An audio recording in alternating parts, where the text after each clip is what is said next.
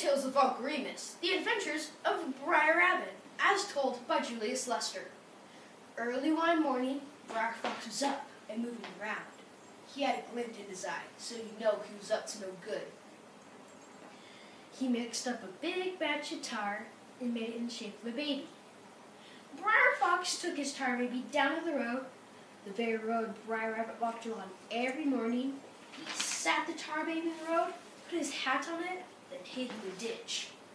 He had scarcely gotten comfortable before Brer Rabbit came strutting along like he owned the world and was collecting rent from everybody in. Seeing the tar baby, Brer Rabbit took to his hat. "Good morning. Nice day, ain't it?"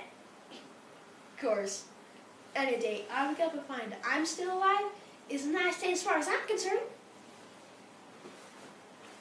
Tar baby don't say a word. "You deaf?" Brer Rabbit asked the tar baby. "If you're deaf, I can talk louder. How are you this morning? Nice day, ain't it?" Tar baby still don't say nothing. "I don't know what's wrong with this young generation. Didn't your parents teach no manners?" Tar baby still don't say nothing. "Well, I reckon I'll teach you, son." He yells up and hits the tar baby. Bip! And his fist was stuck to the side of the tar baby's face. "You let me go," Brer Rabbit yelled. "You let me go, or I'll really pop you one." And he twisted and turned and he couldn't get loose. "All right, I warned you." And he smacked the tar baby on the other side of its head. Bip! His other fist was stuck. And Brer Rabbit was sure enough man now. "You turn me loose, or I'll make you wish you'd never been born." Thunk! He kicked the tar baby and his foot was caught. He was carrying on something terrible and kicked the tar baby with the other foot. Thunk! That foot was caught. "You let me go, or I'll butt you with my head." And he butted the tar baby under the chin and thunk!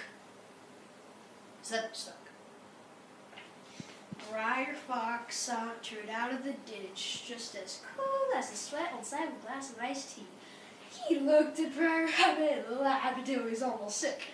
"Well, I got you now," Brer Fox said when he was able to catch his breath. "And I guess you know who's having rabbit for dinner tonight."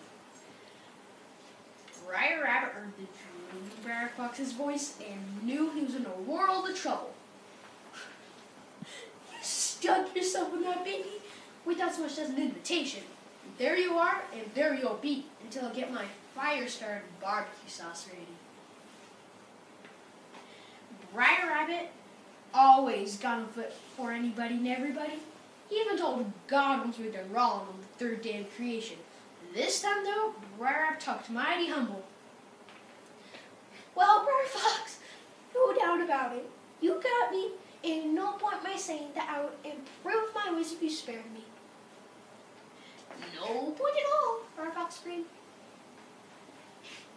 "I guess I'm going to be barbecue this day, but getting barbecued is almost a blessing compared to being thrown in the briar patch on the other side of the road. If you gotta go, go in barbecue sauce. That's what I always say." When Brer Fox heard this, he had to do some more thinking, because he wanted the worst death possible for that rabbit. "It's too odd to be standing over a fire. I think I'll hang you." "Terrible, just terrible, but I thank you for being so considerate. It's better to be thrown in the briar patch. Do whatsoever you want to me, Brer Fox, but please, please, please don't throw me in that briar patch." Brer Fox was convinced now that the worst thing they could do to Brer Rabbit was the very thing Brer Rabbit didn't want him to do.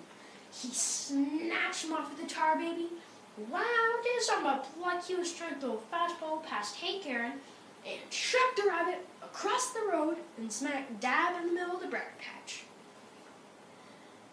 Brer Fox waited. He didn't hear a thing.